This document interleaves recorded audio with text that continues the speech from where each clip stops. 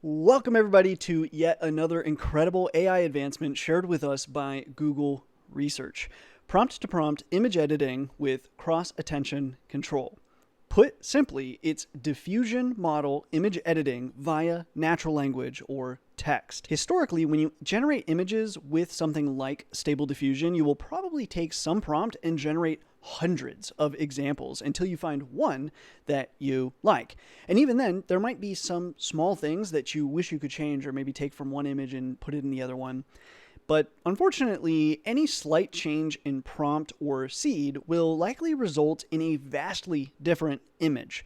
And this is because diffusion models essentially generate images from led by a text prompt, but starting from random noise. And this is why and how you can generate hundreds of images from the exact same text prompt by just merely changing the random seed. As well as why, if you generate from the same prompt, same settings, and same seed, you will get the same exact results. So if you just want to make a small change, there have been some basic solutions other than, I suppose, Image Shop or something like that. Besides Photoshop, there have been some solutions like InPainting where you can mask a portion of the image and then refill it. And you can even guide the refilling to a very large extent, but you can very often clearly see like where the InPainting had occurred, and it can still be often quite hard to control the exact output. Now, prompt to prompt not only gives you an incredible image editing capability, but this research also gives us a lot of insight into just how much these diffusion models actually understand the imagery that they create. And as far as I can tell, for image editing, it seems like prompt to prompt does a way better job than someone in Photoshop would do, and definitely InPainting. So prompt to prompt is open source research, and a good place to start is the paper itself, along with the GitHub page that they have shared, where you can find a notebook that shows examples of prompt to prompt being applied to Stable Diffusion, and you can play with it yourself. All of the examples that I'm showing here and I'm going to show here are just kind of me editing that notebook. So if you want to play with it, that is the place to do it. Building on that notebook and trying my own examples, here's some of what I found. So let's start with just a object replacement. Taking the following prompt, cyberpunk man on a motorcycle, and a seed of 7,607, we get the following image. From here, we can inspect the cross-attention maps and see which areas of the image weight the most in relation to specific tokens or words. I find this alone actually very interesting. I'm sure it's been done somewhere, but I have not seen this being applied to diffusion models, and just this alone is actually kind of cool to kind of check out and see what was the model kind of thinking in terms of what tokens match what in the image. Noting here, for example, that like cyberpunk kind of is in relation to the entire image, which makes sense. It's responsible for the overall look and feel of the image. Man is the person or figure on the motorcycle, and on and A appear to mostly be like the head, and motorcycle seems to indeed be mainly the motorcycle, but also largely related to the rider on top of it as well, which again illustrates that the model has at least figured out that this specific motorcycle depiction includes the rider on it. Based on that text prompt and the attention and all that, it understands it's not just a motorcycle, it's a rider on that motorcycle. Which again is really cool. It understands the intention of the text and also kind of understands what it has created for us. Now, what happens if we want to change the prompt slightly, making the output a cyberpunk woman on a motorcycle instead? Without prompt to prompt, this is what we get. And curiously enough, the background is surprisingly similar. This won't always be the case, but she's definitely not even on a motorcycle. And the background being similar in this case is most likely just because of the prompt itself. So the concept of cyberpunk X on Y would likely have the same background no matter what. And since it was from the same random seed and all that, it kind of makes sense to me that the background is the same. But depending on the type of prompt and what you're doing or what you're trying to create in that image, that won't necessarily always be the case, but obviously take that into consideration. So even though the backgrounds are pretty similar, it's definitely a different image. So now let's try this with prompt to prompt. And here we can see that This time, we've actually got the exact same motorcycle, or very, very close. The same pose, obviously the same background, but rather than a man, we have a woman on the motorcycle.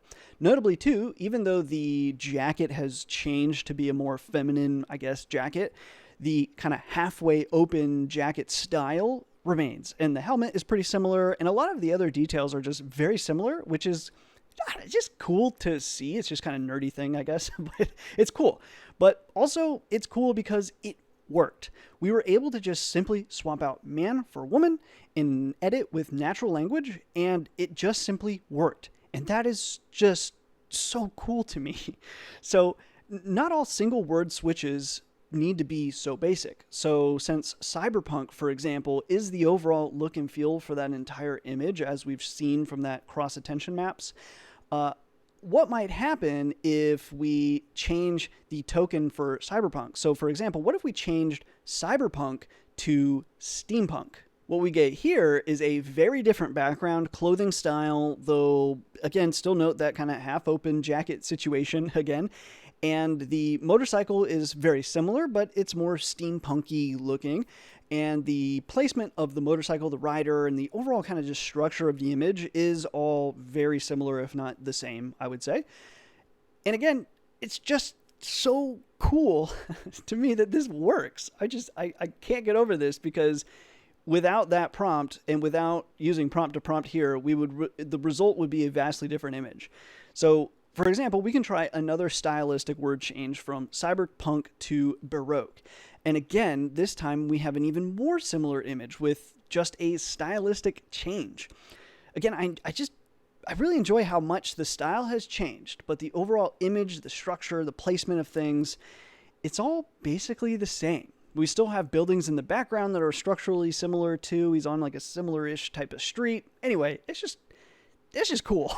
So another stylistic change that we could make could be something like cartoon. So here's an example of a cartoonify, so to speak. And I know I keep saying it, but I just think it's so cool how these changes can be done so easily with prompt to prompt. The possibilities for the future of not just image creation, but also like image editing are staggering, especially for someone like me who is not good at photo editing. Like, the ability to do this and then apply little tweaks and edits, it's just massive. Okay, let's try another concept. We've shown that we can change a word, which would effectively change something like the style or an object in that image. Now let's actually add more detail to the prompt. So for example, what if we add "in the snow" to the end? So in this case, it now looks like it's actually snowing in the picture. Revisiting our previous image that we've seen before too, it does a really good job of this as well. Again, we're going from no snow to, yep, it's actively snowing in this photo, but everything else stays the same. I also think it's particularly interesting, maybe a few of you noticed the difference here, but I find it very interesting how this is the first time that the jacket has been like fully zipped up or closed instead of that like half open all the way up to this point. So this could just be by chance, or it's the model actually recognizes or just knows from seeing so many photos that where you have things that indicate that it's cold, people are more often than not just like bundled up. So it seems to suggest more research would be required there, but my guess is that yes, in most cases where you have snow, let's say, or associations with things that would be cold, the people in that image, it would look weird if someone was in their bathing suit. Now, we probably could make an edit and make that person in their bathing suit if we wanted. But I think just if you let the model decide, it will zip up that jacket, which again, I think is just so cool to see. So we can add more to prompts, we can change words, but also we can modify the weighting of particular tokens. So for example, let's increase the weighting for cyberpunk. Again, that's pretty cool and interesting. Like, you can kind of max it out a little more. The overall potential here is honestly pretty staggering. If you couldn't already just prompt your way to the perfect image, you can find one that's almost perfect and edit it through natural language. Beyond this, let's not forget the last video's research, also from Google, where we converted 2D imagery from diffusion models to actual 3D objects that you could import into your 3D programs, games, whatever. Beyond that, multiple groups of researchers are working very hard on text-to-video as well, also referenced in that previous video. So once again, we find ourselves not too many steps away from crazy realities where we can fine-tune and tweak text to 3D environments that are, again, all just generated by a neural network. And they don't have to be text to 3D. It could even just be plain user input to continued 3D environments. In the last video where I showed text to 3D objects, one comment that I got a few times on that video was how these objects don't have real properties to them. So they don't have, like, if you had a pineapple and you cracked open that pineapple, there would be nothing inside that pineapple, for example. So thus they're not useful for, VR games and environments and stuff like that. The thing is, the way that something like text to video works is it understands how objects should interact with each other. Otherwise, the videos would not look realistic.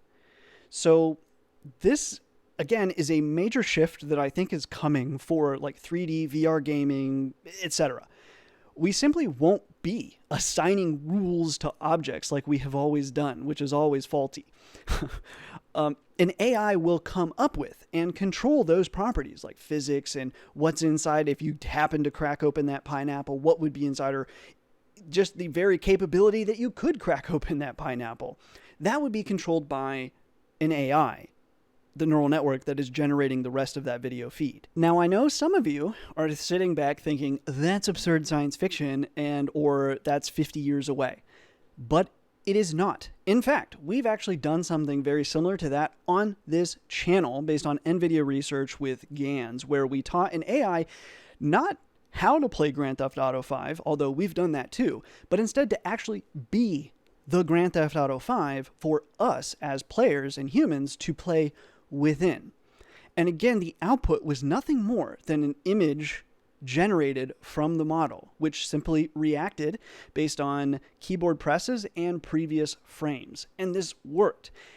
Even in this example, physics worked. They happened. The car had shadows that worked. Walls were solid, right? We could drive on the road and turn. The car's suspension leaned when we turned, and more.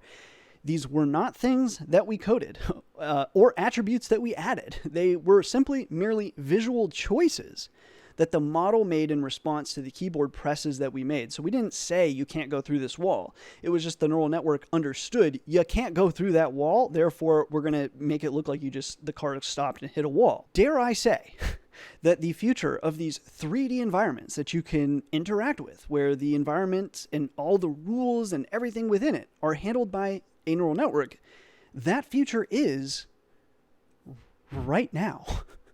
The only difference between what we did with GAN Theft Auto and what I'm describing here is that you could just start off with a simple text prompt or something like that, and all those things. It doesn't have to necessarily be a game that it watched you play. It could just be real life. That's a big change, but again, the technology to do it and the functionality and the capability of a neural network to basically be mapping not just the visuals, but also essentially the visuals, but as they relate to physics and all these other things, that's not science fiction. It's right now. It's already happened. That was years ago. With that, I just cannot wait to see what the next 1 to 3 years has in store for us. It's been a lot of fun and challenging just to simply keep up with the latest advancements. And there's so many things that I haven't even looked at yet that I still need to catch up on. It's just what a crazy time to be in this space. And again, I think like many things, like the release of Bloom, I think the general public seems to be pretty aware of what's going on with diffusion models, but all the other ancillary stuff, I think people have no idea. And even the general public, it seems like most people are worried about other things besides the capability. Like people think the main thing about diffusion models is going to be that all you can do is just generate fun imagery, and then it gets, after a week or two, you get bored of it and you move on. I think people are completely missing what craziness is happening and unfolding right now and what it's going to mean for the future. So anyway, As always, links to everything are in the description, including the prompt-to-prompt paper and the associated GitHub, as well as text to 3D with Diffusion that we talked about a couple weeks ago, GAN Theft Auto, and finally a link to the Neural Networks from Scratch book, which teaches you everything you need to know for creating, training, all of that, and how to use your neural networks from scratch. And I don't mean from scratch with PyTorch like the other guys. I mean really from scratch in Python. So check out nnfs.io if that sounds interesting to you and to learn more. Otherwise, I will see you all in another video.